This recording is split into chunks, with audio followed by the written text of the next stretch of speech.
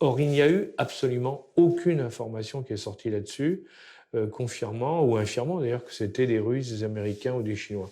Donc moi, je n'y crois pas. Je pense que c'est autre chose. Autre chose. Mais quoi? Si les instances au placé se posent des questions, des civils aussi cherchent. C'est justement la vocation du MUFON.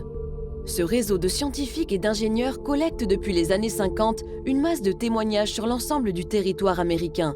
Il a même une antenne en France. Il dispose aujourd'hui d'un maillage considérable, un réseau d'enquêtes réparti dans chaque État.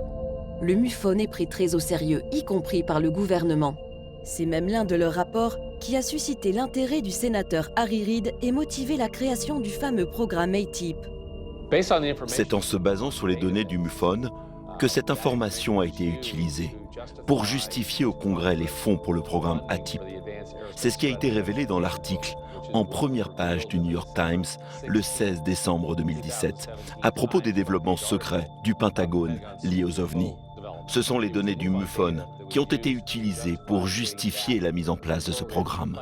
10 ans plus tard, quand l'histoire éclate en couverture du New York Times, c'est vraiment, selon moi, le début de la divulgation d'un vrai phénomène. Et c'est pourquoi les gens y prêtent vraiment attention. Divulgation. Le mot est lâché. Cette révélation est-elle involontaire ou organisée?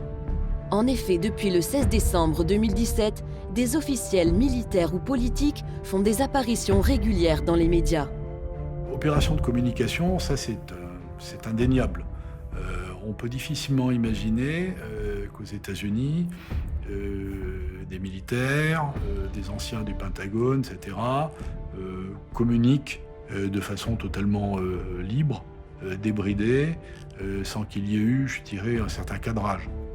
À partir du moment où vous avez une campagne de communication par des professionnels et qui expliquent effectivement ce genre de choses, le moins qu'on puisse dire, c'est qu'au minimum, c'est une sensibilisation de la population américaine. Au minimum. Hein. Ça peut être aussi la préparation à une nouvelle réalité, c'est-à-dire qu'un jour, on leur dise « ben oui, ça existe et voilà comment c'est ».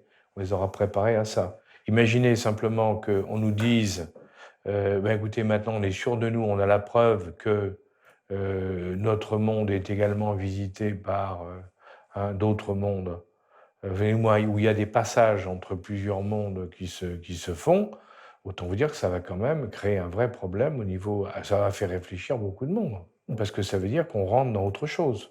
Et une problématique où il y a effectivement il y a des risques qu'on ne maîtrise absolument plus.